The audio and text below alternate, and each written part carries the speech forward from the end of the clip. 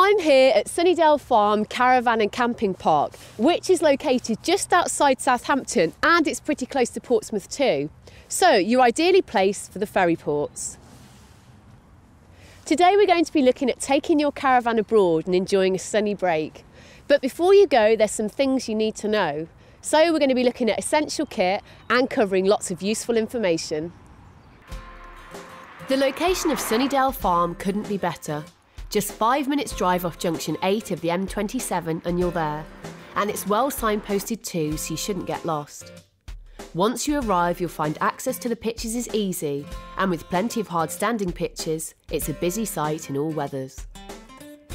On arrival, you'll be checked in and, if necessary, helped to your pitch by the friendly staff. Owner Stella has plenty of local knowledge, so much so she's even made a little leaflet for visitors listing places to eat and things to do. And if you've forgotten to pick up some milk, you can find it in reception along with some other essentials. In colder weather, Tootsie's will be kept toasty thanks to the underfloor heating in the wash block, and it's kept clean at all times. There's also a disabled loo on site.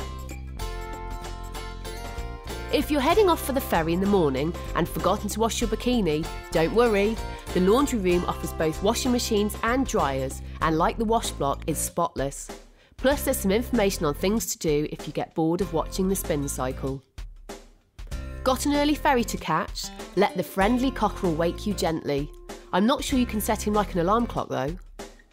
I was really impressed with the generous and level pitches here.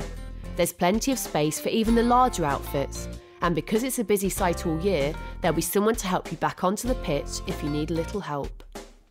Talking of which, I found plenty of people to chat to while I was at Sunnydale. And here's just a few of the lovely folk who are setting sail for sunnier climes. Well, we're on our way to Spain for a fairly long break, we hope, weather permitting. And it's a very convenient spot to stay at, being very close to the ferry port at Portsmouth.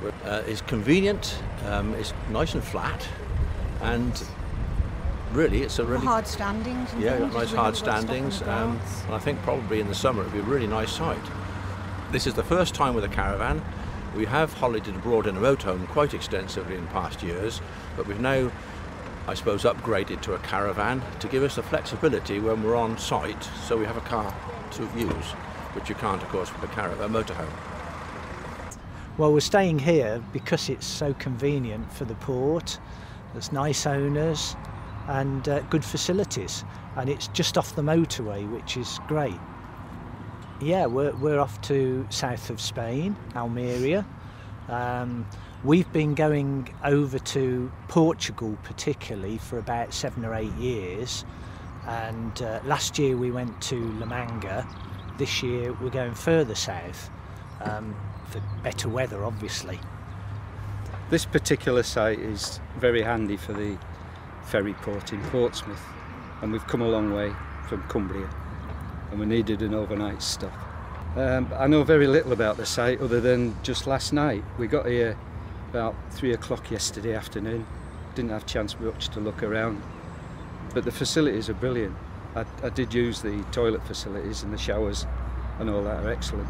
We retired, the wife and I, about 3 years ago, and last year was the first trip abroad, and we more or less did the same thing.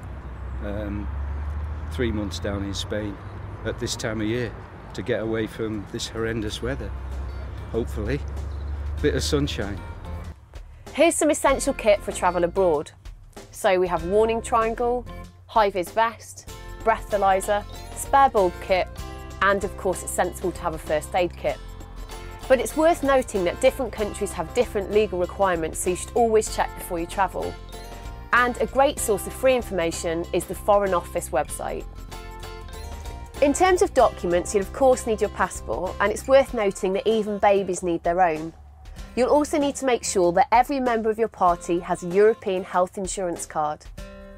Take both parts of your driving licence with you, plus your car's registration documents and your MOT certificate. If you're travelling outside the EU, it's worth noting that you might need an international driver's permit, and you'll also need to check with your insurer that you're covered in the country you're travelling to. You'll need a nationality plate with the letters GB. You'll also need beam deflectors, And depending on the country you're travelling to, you should also check whether you need snow chains and/or winter tyres. You'll also need to make sure you have dedicated travel insurance, and the Caravan Club's red pennant is particularly good for this. Make sure the policy you have covers both your car and caravan. Take with you socket adapters, a polarity tester, a fire extinguisher, just in case there's some enthusiastic cooking. So we've talked lots today about travelling abroad, but what's there to do in this area? I'm heading off to Portsmouth now to find out. And you can't talk about Portsmouth without mentioning its naval connections. In addition to the ferries leaving from here, you might spot the odd warship or two, as I did when I headed up the Spinnaker Tower. The Spinnaker Tower opened in 2005 and is 105 metres above sea level. On a clear day you can see all 3 Solent forts and out to sea for some 20 miles. You'll need a head for heights though, and your ears will pop in the lift. Why not take afternoon tea at the Cafe in the Clouds and watch the views unfold? I'm here in the Spinnaker Tower, one of Portsmouth's top attractions. It gets about 250,000 visitors a year, and I'm proud to say I'm now one of them. I've been having a good look and I can't quite see my caravan from here, but I would thoroughly recommend you coming up here and checking out the views for yourself. And if you're still wanting to see more, why not book a return visit for when your ferry docks? That way you can extend your holiday even more.